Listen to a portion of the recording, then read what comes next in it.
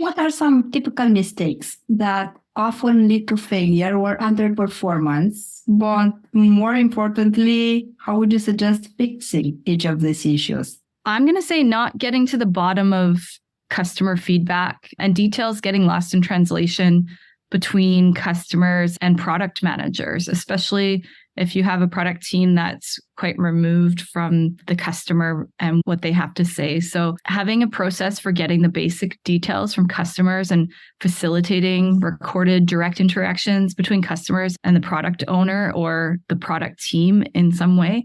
I think it depends on the product a little bit, but this is coming from working on complex products, but as a result of the customers having really complex needs.